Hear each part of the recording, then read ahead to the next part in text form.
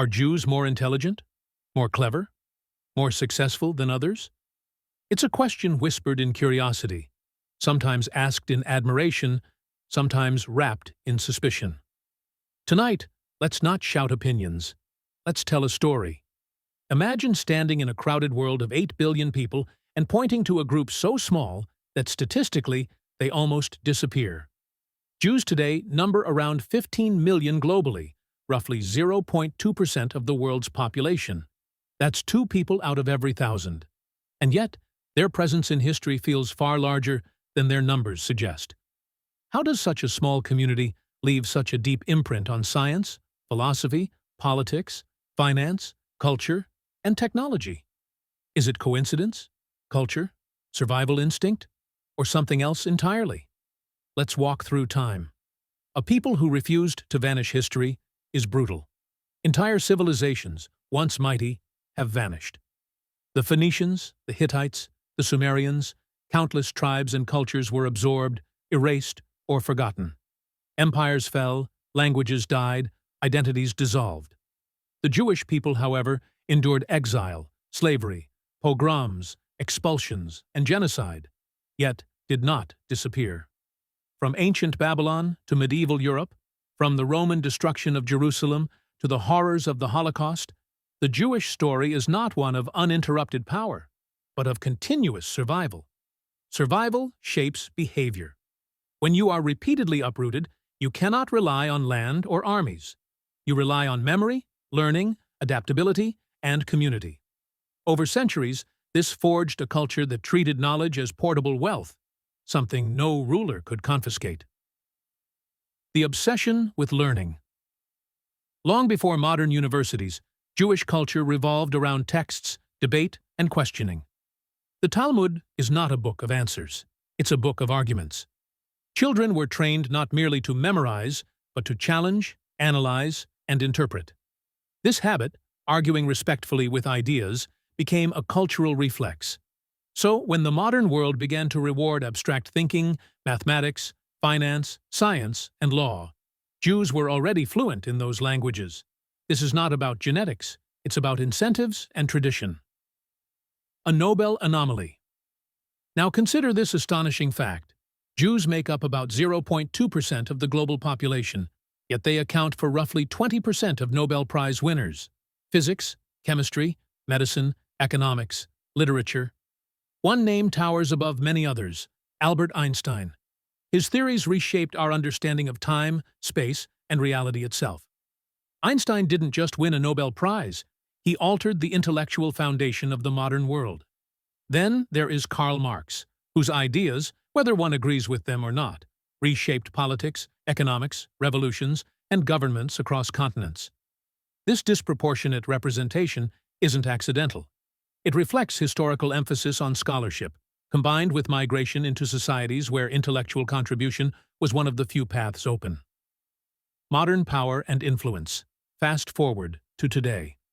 In discussions about global influence, technology, finance, platforms, we repeatedly encountered Jewish names. In a commonly cited list of the top 10 most influential people in the modern world, 4 are Jewish. Mark Zuckerberg, founder of Meta, shaping global communication; Larry Page, co-founder of Google; gatekeeper of information Sergey Brin, co-founder of Google; architect of the digital age Sam Altman, founder of OpenAI, ChatGPT, shaping the future of artificial intelligence and human-machine interaction. Wait, I almost forgot to mention the big guy. Larry Fink. Not a politician, not a general, not a celebrity, yet the man who sits at the crossroads of global capital. As the CEO of BlackRock, Larry Fink oversees more than $9 trillion in assets, a sum so large that, if BlackRock were a country, it would rank among the largest economies on Earth. BlackRock does not rule nations, but it influences what nations can afford. It doesn't command companies, but it decides where capital flows and where it doesn't.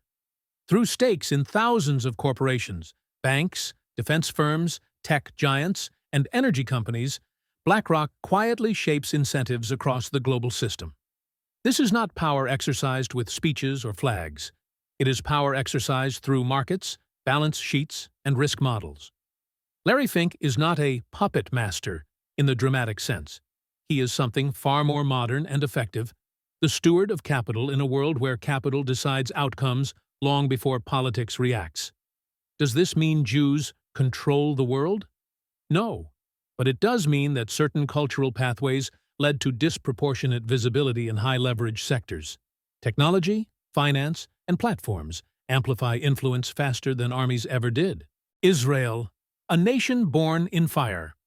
Now let's talk about Israel, because no discussion of Jewish survival is complete without it.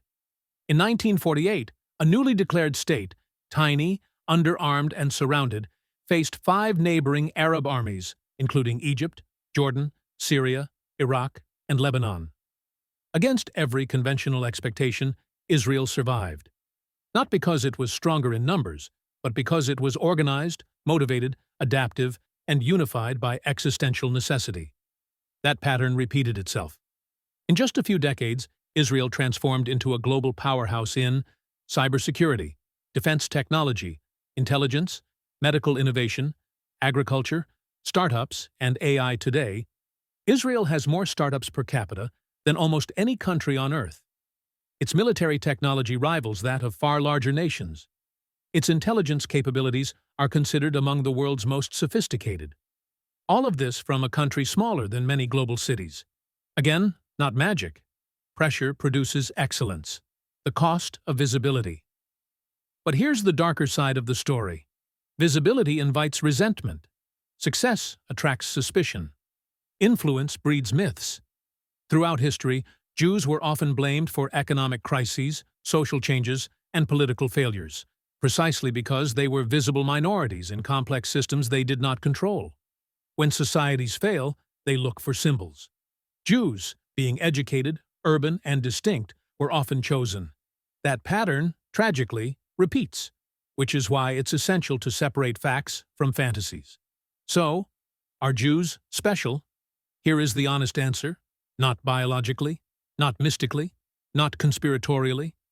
What is special is a historical trajectory shaped by long-term emphasis on education, cultural resilience, adaptation under pressure, networked communities, survival without territory for centuries. Any group subjected to similar conditions over thousands of years might develop similar traits. The Jewish story is not about superiority. It is about continuity. The real lesson. If there is one lesson in this story, it is not be Jewish. It is this: invest in learning, protect intellectual traditions, encourage questioning, build institutions that survive crises. Treat knowledge as the most portable form of wealth. History doesn't reward size alone. It rewards adaptability, memory, and meaning. And that may be the true reason the Jewish story still commands attention, not because it is mysterious, but because it is unfinished. If you liked the video, please like, subscribe, and comment your views on the topic. It will help me to get a better response from the YouTube algorithm. Thank you.